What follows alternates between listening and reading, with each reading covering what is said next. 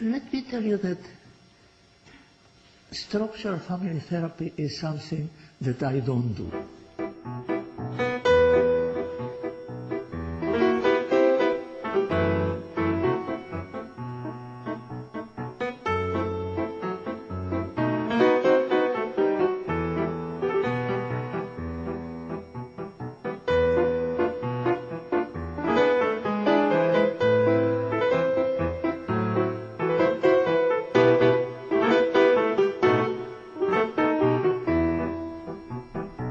I come from older son, hierarchical family.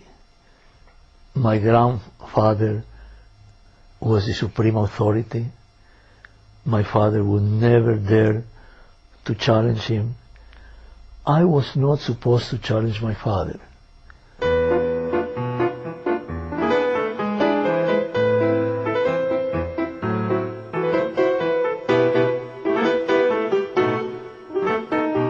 Every member of that group felt keenly the discrimination, the social stratification that was choking you. And the social stratification was choking. I mean, people think it's bad now. It was bad then. Braulio, I met when I went to work at Wiltwick. He was really, in effect, my twin. We were working together. We thought things together. And that moment of beginning to work with the family, it was not a kind of psychological intervention. It was a political intervention. I think a lot of it began, far away from us. I think it began in some of Sal's fight against Perón in Argentina, in a strongly developed sense of being oppressed, Jews under this crazy Catholic stuff there. I mean, I really believe that was a significant force. This is a guy who wanted to rectify, social injustice, and he found people who wanted to do that in Manhattan. When I worked with African Americans, with Hispanic population that was poor, my way of looking at them was as socioeconomic issues. So I look at poverty and not to race and culture. It brought those families into the range of vision of people in the field who had ignored them completely. And the mental health field really had not been responsive to these families. I want the family to be, once again, a family. Like her, which is the mother of our daughter.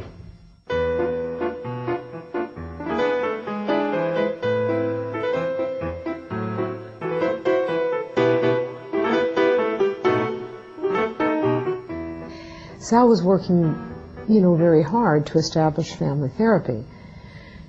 And everybody was psychoanalytic. Everybody was psychodynamic. And so to get family therapy on the map was very hard in Philadelphia, because in 1965 it was a bastion for psychoanalysts. My excitement enters with tension. And so my therapy from the beginning was a therapy of challenge. Did they know what they were getting into? I mean, absolutely not. And also of challenging other schools of family therapy. You see, I was an analyst. Then I moved to become a family therapist, and that was a fight. The first thing I said to Sal was, Sal, there's got to be a bridge between this way of thinking and your way of thinking. And he says, no, Marion, there's no bridge. You've got to jump. And then, as a family therapist, I don't know how I created a school. And creating a school means territory. And territory means you have enemies. None of the staff ever knew the battles. All we knew was this incredible environment of intellectual stimulation, of everybody would be talking in the halls and the elevators. What can we do with this case?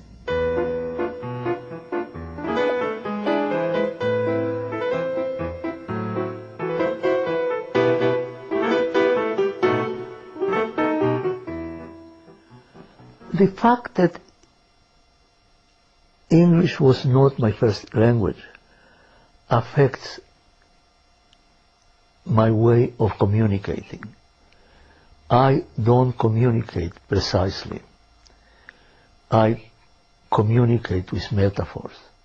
Can you stand up a moment? Me? Yeah. Yeah.